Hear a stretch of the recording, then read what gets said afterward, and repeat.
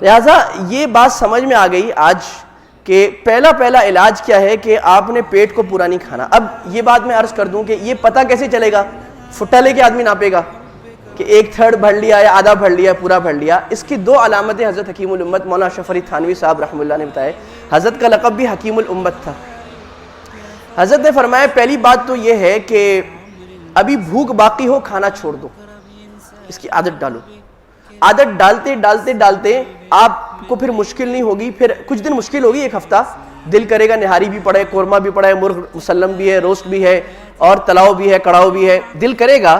لیکن آپ کچھ دن 1-2 ہفتہ پریکٹس کر لیں, آپ کی کام صحیح ہو جائے گا. پہلا کام تو یہ ہے. دوسری بات علامت حضرت نے یہ بتائی کہ جب دل 2 طرف ہو جائے کہ کھاؤں کہ نہ کھاؤں, اگلا نوالا لوں کہ نہ لوں, نفس کہہ رہے لے لو بڑا مزہ آ رہا ہے, پیٹ کہہ رہے بس بھائی بس اور نہ لو, اس وقت کھانا چھوڑ دو تو یہ کھانا صحیح ہو جائے گا. اور اس کے بعد پانی اس کے مطابق پی کے باقی پیٹ خالی چھوڑ دیں تو آپ موٹاپا بھی نہیں ہوگا, مشکل بھی نہیں ہوگی, اور آپ ساری زندگی صحیح رہیں گے. اور ایک اور بات بڑی عجیب ہے کہ اس وقت بیماریوں کی جو جڑ ہے وہ پیٹ ہے, اور بیماریوں کی جڑ موٹاپا ہے. اس ریسرچ سے ثابت ہو سکے. اوبسیسٹی, چنانچہ عربوں میں اس وقت 75% اوبسیسٹی چل رہی ہے, موٹاپا چل رہا ہے, یہ بیماریاں زیادہ چل رہی ہیں. اور اللہ کے نبی صلی اللہ علیہ وسلم نے فرمایا تھا قیامت کے قریب موٹاپا بڑھ جائے گا. اور آپ نے فرمایا تھا اللہ کو وہ عالم, وہ اسکالر بہت برا لگتا ہے جو موٹا ہو جائے. یعنی ایک تو قدرتی موٹا ہو گیا, ایک کھا کے موٹا ہو گیا, ایکسرسائز نہیں کرتا, غذا میں احتیاط نہیں کرتا, اللہ کو وہ بڑا برا لگتا ہے آدمی. تو موٹاپا اللہ کو برا لگتا ہے اور قیامت کے قریب آئے گا. موٹاپا کیوں ہوتا ہے؟ ایکسس کھانے کی وجہ سے. اگر آپ کھانے میں احتیاط کریں موٹاپا نہیں ہوگا, جسم صحیح رہے گا, جسم کا ہلکا پھلکا رہے گا, مزہ رہے گا, آپ بھی خوش رہیں گے, دل دماغ روح سب ہلکا رہے گا. تو یہ یہاں پر ہمیں قرآن و حدیث کی روشنی میں بات سمجھ میں آ گئی کہ کم کھانا اور کم پینا, اور صوفیہ فرماتے ہیں کم کھانا, کم بولنا, کم سونا اور لوگوں کے ساتھ کم ملنا, یہ کامیابی کے 4 بڑے اصول ہیں. اللہ کے نبی صلی اللہ علیہ وسلم نے کھانے کے 3 درجے بنائے. یعنی پہلا علاج جو شروع کرنا ہے آپ کو غذا سے, اور اس کو کہتے ہیں علاج الحمیہ, پریونٹیو میڈیسن. آپ دوا پہ جائیں نا, آپ ساری زندگی اپنا کھانے کا ڈائٹ پلان ایسا رکھیں کہ آپ کو کم سے کم ڈاکٹر کے پاس جانے کی ضرورت پڑے. ڈاکٹرز بھی یہ کہتے ہیں, وہ جو مشہور ہے نا کیا کہ an apple a day keeps the doctor away, یہ کیا ہے؟ پریونٹیو ہے کہ آپ روز ایک طے کر لیں میں نے انگور کھانا ہے, انجیر کھانی ہے, کھجور کھانا ہے, کیلا اتنا کھانا ہے, سیب اتنا کھانا ہے, فلاں چیز اتنی کھانی ہے, کھانا اتنا کھانا ہے, اس سے زیادہ نہیں کھانا, اکثر آپ کو بیماریاں نہیں ہوں گی.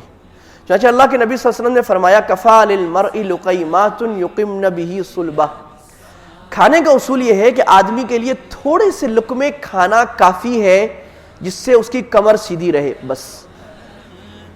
اور اگر زیادہ ہی کھانا ہو فثلث لطعامہ وثلث لشرابہ وثلث لنفسہ, 1/3 1/3 کھانا کھائے, 1/3 پانی پیے, اور 1/3 کے لیے ہوا کے لیے چھوڑ دے. تو اس پہ بات یہ کہ اللہ کے نبی نے کھانے کے 3 درجے بتائے ہیں. پہلا درجہ یہ ہے کہ آدمی بقدر کفایت کھائے, جتنی ضرورت ہے بقدر ضرورت, ضرورت سے زیادہ نہ کھائے. ضرورت کتنی ہے؟ جس سے پیٹ بھر جائے, موٹا موٹا تھوڑا سا پیٹ ہو جائے بس, مرے نہ, بہت زیادہ کمزور نہ پڑ جائے, یہ ضرورت کا ہے. سب سے زیادہ صحت اس میں ہے. یعنی عام طور پہ لوگ سمجھتے ہیں کہ بھی زیادہ کھائیں گے طاقتور ہوں گے, حالانکہ ایسا نہیں ہے. زیادہ وہ میں اس دن پڑھا تھا, میرے بیٹے کی اسکول کی کتاب تھی, تو اس میں وہ بچہ ماں سے پوچھتا ہے should we eat more food, تو وہ ماں کہتی ہے کہ نہیں, you should eat best food. زیادہ کھانا ضروری نہیں ہے, اچھا کھانا ضروری ہے. کیا کھانا ہے وہ تھوڑا کھا لے کافی ہو جائے گا. اور بیکار کی چیز بریانیاں, نہاریاں اور مسالے اور کباب اور پکوڑے دوا کے بھی کھا لیے تو جسم خراب ہو جائے گا. زیادہ کھانے سے کچھ نہیں ہوتا, تھوڑا کھائے کم کھائے. تو پہلا درجہ اللہ کے نبی صلی اللہ علیہ وسلم کی حدیث میں یہ بتایا گیا کہ آپ تھوڑا کھائیں, اچھا کھائیں, دیکھ کے کھائیں میرے مزاج کے لیے کیا اچھا ہے. دوسرا درجہ کسی کو زیادہ کھانے کا شوق ہے, جیسے ہمارے پاک و ہند والوں کو چٹخارے کھانے کا بہت شوق ہے, تو آپ نے فرمایا چلو بھائی 1/3 1/3 کھا لو, اور اس سے زیادہ جو کھائے گا وہ ایکسس ہے, یعنی جو پیٹ بھر لے گا. تو آپ نے فرمایا شر وعاء ملأ ابن آدم البطن. اللہ اکبر, کیا ہدایات ہے حدیث. ہم پڑھتے نہیں ہیں بھائی میرے عزیزوں, ہم صرف 5-6 حدیثیں 5 آیتیں نماز کی پڑھ کے بس چلو یہ قرآن حدیث میں اعتراض ہوتا ہے.